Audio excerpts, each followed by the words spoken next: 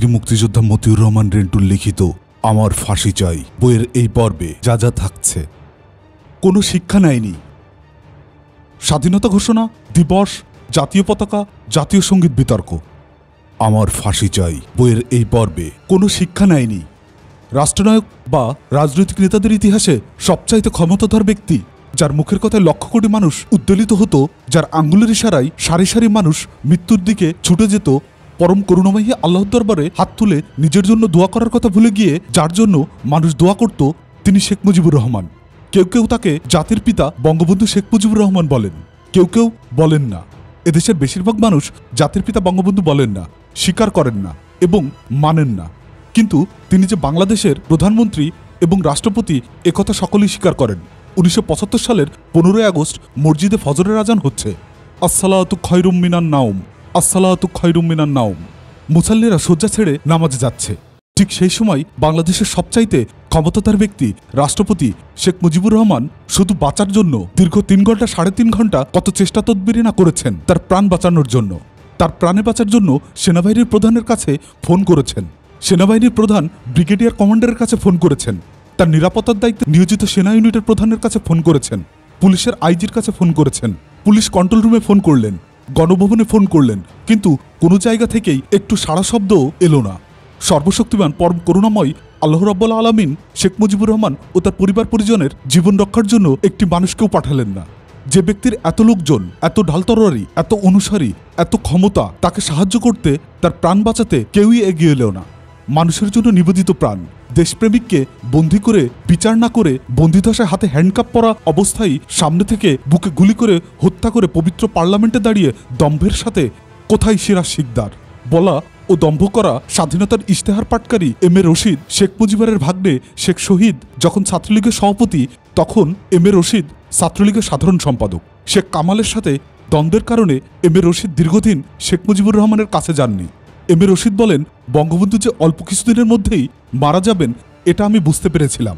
শেখ মনিভাইয়ের অনুরোধে 1975 জুলাই আগস্টে আমি যখন গণভবনে বঙ্গবন্ধুর সাথে দেখা করতে যাই, আমাকে দেখেই বঙ্গবন্ধু বলে উঠলেন, পৃথিবীতে এমন কেউ আছে যে আমার দরবারে হাজির হবে না, বলে অট্ট হাসি দিলেন। সেই বলা আর হাসিতে ছিল ভয়ঙ্কর অহংকার, প্রচণ্ড গরিমা। তখনই আমার মনে বলে উঠল, বঙ্গবন্ধু আর বেশি দিন পৃথিবীতে নেই। 15 আগস্টের শিক্ষা হচ্ছে আল্লাহকে ভয় করা, সবসময় আল্লাহকে স্মরণ রাখা, মানুষের প্রতি অমানুষের আচরণ না করা, মানুষকে সম্মান করা, নিজেকে সর্বেসর্বা মনে না করা, মানুষকে ভালোবাসা, আত্ম আহমিকা ও গরিমা বর্জন করা। কিন্তু দুঃখ ও পরিতাপের বিষয়, শেখ হাসিনা, শেখ রেহানা এবং তাদের পরিবার পরিজন, আত্মীয়রা 15 আগস্ট থেকে বিন্দুমাত্র শিক্ষাও নেয়নি, বরং 15 আগস্টের ঘটনা থেকে তারা আরও কুশিক্ষা অর্জন করল। তারা মানুষকে চুল পরিমাণও ভালোবাসে না, মানুষকে অপমান অপদস্থ করে প্রচণ্ড আনন্দবোধ করে। আমার ফাঁসি চাই বইয়ের এই পর্বে স্বাধীনতা ঘোষণা দিবস, জাতীয় পতাকা, জাতীয় সঙ্গীত বিতর্ক। একটা প্রচণ্ড রক্তক্ষয়ী সশস্ত্র যুদ্ধের মধ্য দিয়ে আমরা স্বাধীনতা অর্জন করলাম। নিরাস্ত্র বাঙালি সশস্ত্র হলো, অকাতরে জীবন বিলিয়ে দিল। আমাদের স্বাধীনতা যুদ্ধে বা মুক্তিযুদ্ধে পৃথিবীর অন্যান্য দেশেও প্রত্যক্ষ এবং পরোক্ষভাবে জড়িয়ে পড়ল। ভারত মুক্তিবাহিনীর সাথে এক হয়ে যুদ্ধ করল। মার্কিন যুক্তরাষ্ট্র আমাদের বিপক্ষে যুদ্ধ করার জন্য 7ম নৌবহর পাঠালো। সোভিয়েত রাশিয়া আমাদের পক্ষে মার্কিন 7ম নৌবহরের মোকাবেলা করার জন্য সাবমেরিন পাঠালো। বিশ্বের অন্যান্য দেশেও পরোক্ষভাবে পক্ষে বিপক্ষে আমাদের মুক্তিযুদ্ধে ছড়িয়ে পড়ল। সারা দুনিয়া তোলপাড় করে প্রায় 1 লক্ষ পাকিস্তানি হানাদার সৈনিককে পরাজিত করে 16 ডিসেম্বর 1971 আমরা বিজয়ী হলাম, স্বাধীন হলাম। কিন্তু এরপরও আমাদের স্বাধীনতার ঘোষক নিয়ে, স্বাধীনতা দিবস নিয়ে, জাতীয় পতাকা নিয়ে, জাতীয় সঙ্গীত নিয়ে বিতর্ক রয়েই গেল। অনেকেই ভাবতে পারেন এসব ছোটখাটো তুচ্ছ ব্যাপার নিয়ে বিতর্ক করে কোনো লাভ নেই। আবার অনেকেই ভাবতে পারেন না, এসব আমাদের অনেক গুরুত্বপূর্ণ ও মূল্যবান বিষয়, এর মীমাংসা বা সমাধান হওয়া দরকার। ঢাকা বিশ্ববিদ্যালয়ের শিক্ষিকা, আওয়ামী বুদ্ধিজীবী ডক্টর নীলিমা ইব্রাহিম দৈনিক বাংলাবাজার পত্রিকায় এক প্রবন্ধ লিখে শেখ হাসিনা সরকারের কাছে দাবি করেছেন, 26শে মার্চের পরিবর্তে 7ই মার্চকে আমাদের স্বাধীনতা দিবস হিসাবে ঘোষণা করতে হবে। ডক্টর নীলিমা ইব্রাহিমের এই দাবি করার যুক্তি হচ্ছে, তার ভাষায়, আমাদের জাতির জনক বঙ্গবন্ধু শেখ মুজিবুর রহমান 7ই মার্চে সরোয়ার্দী উদ্যানে ভাষণে বলেছিলেন, এবারের সংগ্রাম মুক্তির সংগ্রাম, এবারের সংগ্রাম স্বাধীনতার সংগ্রাম। অতএব 7ই মার্চই আমাদের প্রকৃত স্বাধীনতা দিবস। এক মুক্তিযোদ্ধা দাবি করেছেন, বর্তমানে আমরা জাতীয় সঙ্গীত হিসাবে যে রবীন্দ্রসঙ্গীতটি গাই, এটি আমাদের প্রকৃত জাতীয় সঙ্গীত নয়। দেশ স্বাধীনের পরে জাতীয় সঙ্গীত হিসাবে মহল বিষয়ের চাপিয়ে দেওয়া এটি একটি রবীন্দ্রসঙ্গীত মাত্র, যা এদেশের কোনো কবি সাহিত্যিক দ্বারা রচিত হয়নি এবং মুক্তিযুদ্ধের সময় জাতীয় সঙ্গীত হিসাবে এই গান গাওয়া হয়নি। আমাদের মুক্তিযুদ্ধের সময় এদেশের মানুষ স্বতঃস্ফূর্তভাবে জাতীয় সঙ্গীত হিসাবে যে গানটি গেয়েছিল, যে গান গেয়ে মুক্তিযুদ্ধের সময় আমাদের স্বাধীন বাংলা বেতার কেন্দ্র খোলা হতো এবং বন্ধ হতো, আমরা মুক্তিযোদ্ধারা ট্রেনিংয়ের সময় জাতীয় সঙ্গীত হিসাবে যে গান গেয়ে জাতীয় পতাকা উত্তোলন করতাম, সেই জয় বাংলা বাংলার জয় গানটি আমাদের জাতীয় সঙ্গীত। অতএব এই গানটি পুনরায় জাতীয় সঙ্গীত হিসাবে প্রতিষ্ঠা করা হোক। অপর এক মুক্তিযোদ্ধা পত্রিকায় দাবি করা হয়েছে, বর্তমান যে পতাকাকে জাতীয় পতাকা হিসেবে উত্তোলন করা হয়, এই পতাকা প্রকৃত জাতীয় পতাকা নয়। বর্তমান পতাকা হচ্ছে প্রকৃত জাতীয় পতাকার পরিবর্তিত রূপ, যা স্বাধীনতার পরে চাপিয়ে দেওয়া হয়। গোটা বাঙালি জাতি স্বেচ্ছায় স্বতঃস্ফূর্তভাবে শহরে গ্রামগঞ্জে প্রত্যেক ঘরে ঘরে জাতীয় পতাকা হিসাবে যে পতাকা উঠিয়ে স্বাধীনতা দাবি করেছে এবং যে পতাকা তলে দাঁড়িয়ে বাংলাদেশের প্রথম সরকার শপথ নিয়েছে এবং আমরা মুক্তিযোদ্ধারা যে পতাকার তলে দাঁড়িয়ে জীবন দিয়ে পতাকার মর্যাদা রক্ষার শপথ নিয়ে মুক্তিযুদ্ধে প্রাণ বিলিয়ে দিয়েছি, সেই সবুজ পতাকার লাল বৃত্তে হলুদ রঙের বাংলাদেশের মানচিত্র খচিত পতাকা আমাদের প্রকৃত জাতীয় পতাকা। আমরা সেই পতাকাকেই জাতীয় পতাকা হিসাবে দেখতে চাই।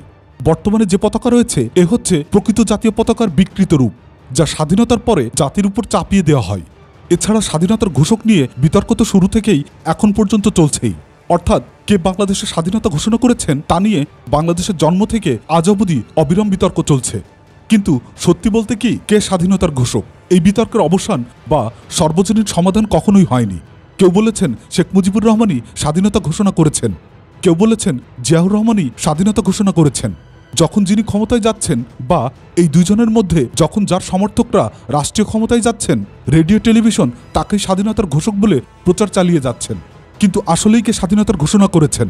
গভীরভাবে একাগ্রচিত্তে এই অনুসন্ধান ও গবেষণা এবং বিচার করা একান্ত জরুরি দরকার। আমরা মুক্তিযুদ্ধ করে দেশ স্বাধীন করলাম আর আমাদের স্বাধীনতার প্রকৃত ঘোষক খুঁজে বের করতে পারলাম না। এটা হতে পারে না। আমরা যদি আমাদের স্বাধীনতার ঘোষক খুঁজে না পাই, তাহলে তো আগামী প্রজন্ম একদিন আমরা যে দেশ স্বাধীন করেছি সেটাও খুঁজে পাবে না। আমাদের স্বাধীনতার ঘোষক আমাদের খুঁজে পেতে হবে। গবেষণা, অনুসন্ধান ও বিশ্লেষণের প্রয়োজনে আমাদের অতীতে ফিরে যেতে হবে। 1970 সালে পাকিস্তানি উপনিবেশ কাঠামোতে যে নির্বাচন হয়, সেই নির্বাচনে গোটা বাঙালি জাতি শেখ মুজিবুর রহমানকে একক ও অদ্বিতীয় নেতা হিসাবে নির্বাচিত করে। 200 বছর পরাধীন থাকা বাঙালি জাতি স্বাধীনতার জন্য মুক্তি পাগল হয়ে শতকরা 95% ভোট নিয়ে শেখ মুজিবুর রহমানকে তাদের নেতা নির্বাচন করে।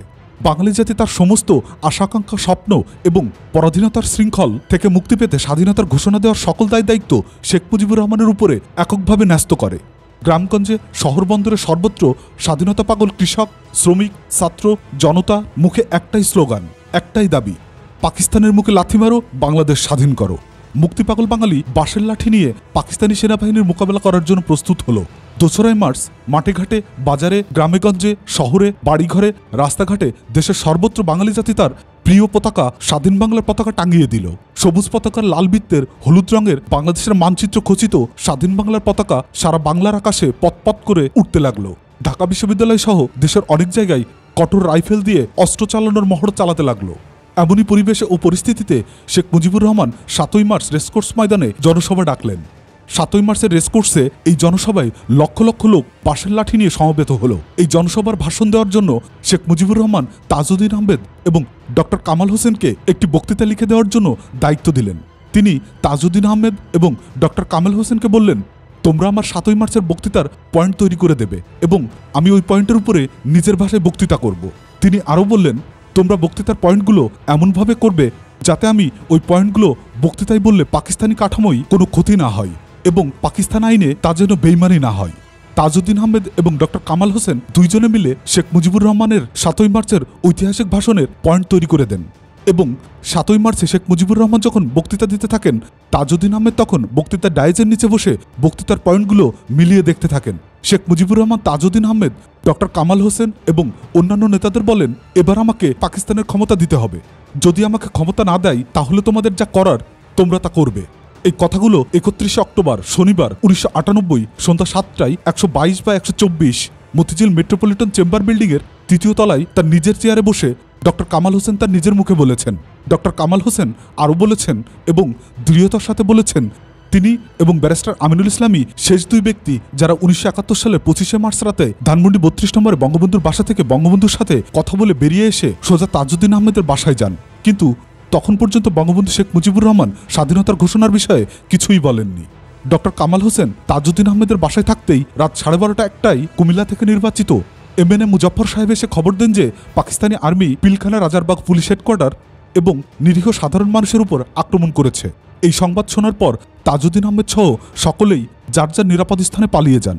25শে মার্চ বা তারপরে কবে, কোথায়, কার কাছে এবং কিভাবে বঙ্গবন্ধু শেখ মুজিবুর রহমান স্বাধীনতার ঘোষণা করেছেন জিজ্ঞাসা করা হলে ডক্টর কামাল হোসেন বলেন, এটা আমার জানা নেই। শুনেছেন কিনা জিজ্ঞাসা করা হলে ডক্টর কামাল বলেন, না আমি শুনিনি, আমাকে কেউ বলেনি। কবে কোন সময় বঙ্গবন্ধুকে গ্রেপ্তার করা হয় জানতে চাইলে ডক্টর কামাল বলেন, এই বিষয়ে সবচাইতে ভালো বলতে পারবেন বর্তমান প্রধানমন্ত্রী শেখ হাসিনা, কেননা তিনি তখন বঙ্গবন্ধু কন্যা হিসাবে ওই বাড়িতেই ছিলেন। একমাত্র বঙ্গবন্ধু পরিবারের সদস্য ছাড়া এইসবের ঠিক উত্তর অন্য কেউ দিতে পারবে না। ডক্টর কামাল হোসেনকে এপ্রিল মাসের 4 তারিখে গ্রেপ্তার করা হয়। 4 এপ্রিল 1971 ডক্টর কামাল গ্রেপ্তার হওয়া পর্যন্ত শেখ মুজিবুর রহমানের তাজউদ্দিন আহমেদ সহ কারোর সাথেই কোনো প্রকার যোগাযোগ তার হয়নি। 4 এপ্রিল গ্রেপ্তার করে ডক্টর কামাল হোসেনকে প্রথমে ঢাকা ক্যান্টনমেন্টে নিয়ে যাওয়া হয় এবং 5 এপ্রিল 1971 পাকিস্তানের রাজধানী রাওয়ালপিন্ডির হরিপুর জেলে নিয়ে যাওয়া হয়। পাকিস্তানের হরিপুর জেলে 5 এপ্রিল থেকে 28শে ডিসেম্বর পর্যন্ত ডক্টর কামাল হোসেনকে রাখা হয়। এই জেলে ডক্টর কামালকে মানসিক নির্যাতন করা হয়। মোটা মোটা লোহার গ্রিল দিয়ে ঘেরা ছোট একটি অন্ধকার প্রকাষ্ঠের বাইরে কখনোই ডক্টর কামাল হোসেনকে বের হতে দেওয়া হয়নি। ডক্টর কামালকে কখনোই কোনো প্রকার সংবাদপত্র বা রেডিও দেওয়া হতো না। 1971 সালের ডিসেম্বর মাসের মাঝামাঝি সময়ের পর হঠাৎ করে পাকিস্তান জেল কর্তৃপক্ষ ডক্টর কামাল হোসেনের সাথে সম্মানজনক আচরণ করতে শুরু করল। তিনি একটা বিরাট পরিবর্তন হয়েছে বলে মনে মনে ধারণা করেন। 28শে ডিসেম্বর পাকিস্তানের হাজারা জেলের কাশিম শিয়ালা গেস্ট হাউসে ডক্টর কামাল হোসেন এবং বঙ্গবন্ধু শেখ মুজিবুর রহমান একসঙ্গে মিলিত হন। কেউ কেউ বলছেন এবং দাবি করছেন যে 1971 সালে 25শে মার্চের দিবাগত রাত 12টার পর অর্থাৎ ঘড়ির সময় 26শে মার্চ রাতে শেখ মুজিবুর রহমান টেলিগ্রামের মাধ্যমে বাংলাদেশের স্বাধীনতা ঘোষণা করেছেন। যদিও শেখ মুজিবুর রহমান নিজে কখনোই বলেননি যে 26শে মার্চ তিনি স্বাধীনতা ঘোষণা করেছিলেন। তারপরও গবেষণা ও বিচার বিশ্লেষণের প্রয়োজনে এই দাবি মেনে নিলে কি দেখা যাবে? টেলিগ্রাম হচ্ছে এমন একটা বিদ্যা যে এর একজন প্রেরক এবং একজন প্রাপক থাকতে হবে। শেখ মুজিবুর রহমান যদি প্রেরক হিসাবে টেলিগ্রামের মাধ্যমে স্বাধীনতার ঘোষণা পাঠিয়ে থাকেন, তাহলে অবশ্যই একজন প্রাপক হিসাবে টেলিগ্রামটি পেয়েছেন। সেই প্রাপকটি কে? শেখ মুজিবুর রহমান টেলিগ্রামটি কার কাছে পাঠিয়েছিলেন, অর্থাৎ টেলিগ্রামের প্রাপক কে ছিলেন?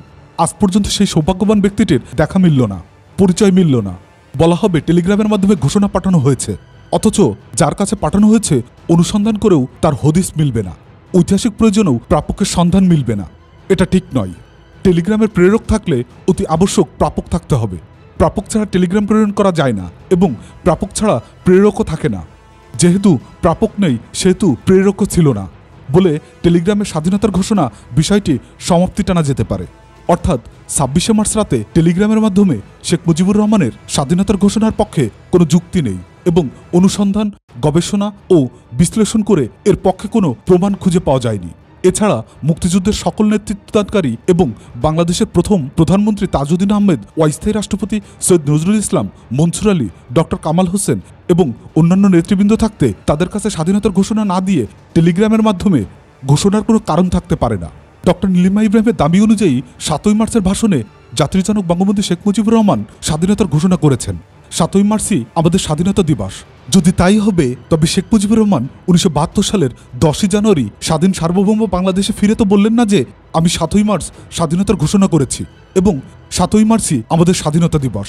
উপরন্তু তিনি স্বাধীন দেশের সরকার প্রধান হিসাবে 26শে মার্চকে স্বাধীনতা দিবস হিসাবে প্রথম পছন্দ করেছেন। শেখ মুজিবুর রহমান 7ই মার্চের ভাষণের মধ্যবর্তী পর্যায়ে এক জায়গায় ঠিকই বললেন, এবারের সংগ্রাম মুক্তির সংগ্রাম, এবারের সংগ্রাম স্বাধীনতার সংগ্রাম। কথা বলেই তিনি পাকিস্তানি শাসকদের কাছে 4টি শর্ত দিয়ে তার বক্তৃতা শেষ করেন। শেখ মুজিবের ভাষণের শেষ পর্যায়ে পাকিস্তানের প্রেসিডেন্ট জেনারেল ইয়াহিয়া খানের উদ্দেশ্যে বললেন, আমার দাবি মানতে হবে। প্রথম, সামরিক আইন মার্শাল ল উইথড্র করতে হবে। দ্বিতীয়, সমস্ত সেনাবাহিনীর লোককে ব্যারাকে ফেরত দিতে হবে। তৃতীয়, যেভাবে হত্যা করা হয়েছে তার তদন্ত করতে হবে। চতুর্থ, জনপ্রতিনিধিদের কাছে ক্ষমতা হস্তান্তর করতে হবে। এই 4টি দাবির মধ্যে শেখ মুজিবুর রহমানের কাছে ক্ষমতা হস্তান্তর করা অর্থাৎ শেখ মুজিবুর রহমানকে পাকিস্তানের প্রধানমন্ত্রী করাই মুখ্য ও গুরুত্বপূর্ণ দাবি। এখানে বিচার বিশ্লেষণ ও বিবেচনার বিষয় হলো, যদি পাকিস্তানের প্রেসিডেন্ট জেনারেল ইয়াহিয়া খান শেখ মুজিবের 7ই মার্চের দাবি মেনে নিতেন তাহলে কি হতো? বাংলাদেশ কি স্বাধীন হতো? কবি নির্মলেন্দু গুণের ভাষায়, তাহলে আর যাই হোক, এই যাত্রায় বাংলাদেশ স্বাধীন হতো না। শেখ মুজিবের 7ই মার্চের ভাষণের দাবি অনুযায়ী শেখ মুজিবকে যদি পাকিস্তানের প্রধানমন্ত্রী করা হতো তাহলে নিশ্চয়ই বাংলাদেশ স্বাধীন হতো না, পাকিস্তানি থেকে যেত। 7ই মার্চের ভাষণে শেখ মুজিবুর রহমান পাকিস্তানি সেনাবাহিনীকে হুঁশিয়ারি করে দিয়ে বললেন, আমরা তোমাদের ভাতে মারবো, পানিতে মারবো, তোমরা আমাদের ভাই, তোমরা ব্যারাকে থাকো, কেউ তোমাদের কিছু বলবে না। পাকিস্তানি সেনাবাহিনী 7ই মার্চ থেকে 25শে মার্চ রাত 12টা পর্যন্ত ব্যারাকেই রইল, কেউ বের হলো না। এদিকে পাকিস্তানিরা 7ই মার্চের পরে পশ্চিম পাকিস্তান থেকে পূর্ব পাকিস্তানে অর্থাৎ আজকের বাংলাদেশে ঢাকা তেজগাঁও এয়ারপোর্ট দিয়ে বিমানে করে দিবারাত্রি 24 ঘন্টা সৈন্য আনতে লাগলো। 7ই মার্চের ভাষণে শেখ মুজিবুর রহমান বললেন, যে পর্যন্ত আমার দাবি আদায় না হবে খাজনা ট্যাক্স সব বন্ধ করে দেওয়া হলো, কেউ দিবে না। জনগণ পাকিস্তান সরকারকে খাজনা ট্যাক্স দেওয়া বন্ধ করে দিল। শেখ মুজিবুর রহমান আরও বললেন, এই পূর্ব বাংলা থেকে পশ্চিম পাকিস্তানে 1 পয়সাও পাচার হতে পারবে না, 3 ঘন্টা ব্যাংক খোলা থাকবে শুধুমাত্র কর্মচারীদের মাইনেপত্র দেওয়ার জন্য। ঠিকই ব্যাংকগুলো থেকে পাকিস্তানে 1 পয়সাও পাচার হলো না। সরকারি কর্মকর্তা কর্মচারী শেখ মুজিবুরের নির্দেশে চলতে লাগলো। সরকারি বেসরকারি প্রশাসন সম্পূর্ণরূপে শেখ মুজিবুর রহমানের নিয়ন্ত্রণে চলে গেল। 1100 মাইল দূরে মাঝখানে ভারতের মতো বিশাল রাষ্ট্রের উপর থেকে পাকিস্তানে আর কিছুই করার থাকলো না। বাংলাদেশ কার্যত পাকিস্তান থেকে বিচ্ছিন্ন হয়ে আলাদা দেশে পরিণত হলো। 7ই মার্চের ভাষণে শেখ মুজিবুর রহমান পাকিস্তান থেকে আর একটি সৈন্য পূর্ব বাংলায় আসতে পারবে না এই কথাটি বেলায় বিমানে করে পাকিস্তান থেকে সৈন্য আসতে লাগলো। 23শে মার্চ পাকিস্তান দিবস। এই পাকিস্তান দিবসে একমাত্র শেখ মুজিবুর রহমানের ধানমন্ডির বাড়ি ছাড়া এই বাংলার সরকারি বেসরকারি কোনো অফিস আদালতে এবং কোথাও পাকিস্তানি পতাকার চিহ্নমাত্র দেখা যায়নি। দেশে সর্বত্র উড়েছিল স্বাধীন বাংলার পতাকা। কেবলমাত্র শেখ মুজিবুর রহমানের বাড়িতে একমাত্র পাকিস্তানি পতাকা উত্তোলন করা হয়েছিল। পরে ঢাকা বিশ্ববিদ্যালয়ের একদল ছাত্র ধানমন্ডি 32 নম্বরে শেখ মুজিবের বাড়িতে গিয়ে জোরপূর্বক পাকিস্তানি পতাকা নামিয়ে তাতে আগুন লাগিয়ে দেয়। এই সময় শেখ মুজিবুর রহমান তার বাড়িতে থাকলেও ঘরের বাইরে আসেননি। এক সামরিক পরিসংখ্যানে দেখা যায় 1971 সালে 7ই মার্চ পর্যন্ত পূর্ব পাকিস্তানে যত পাকিস্তানি সৈন্য ছিল তার শতকরা 65% ছিল বাঙালি, যারা 25শে মার্চের পর মুক্তিযুদ্ধে অংশ নিয়েছিল, এবং 35% ছিল মূল পাকিস্তানি। এই 35% পাকিস্তানি সৈন্যদের অধিকাংশই ছিল অফিসার, যারা যুদ্ধ পরিচালনা করে কিন্তু সরাসরি যুদ্ধ করে না।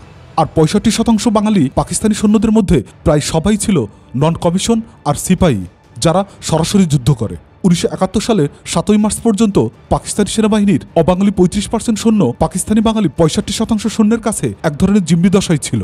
7ই মার্চের পর থেকে 25শে মার্চ পর্যন্ত পাকিস্তানিরা বাঙালি সৈন্যদের চাইতে 20-30 গুণ বেশি অবাঙালি সৈন্য ঢাকা আনে, 20-30 গুণ বেশি অবাঙালি সৈন্য ঢাকায় আনে, এবং তারপরই 25শে মার্চ রাত 12টার পর বাঙালিদের উপর আক্রমণ শুরু করে।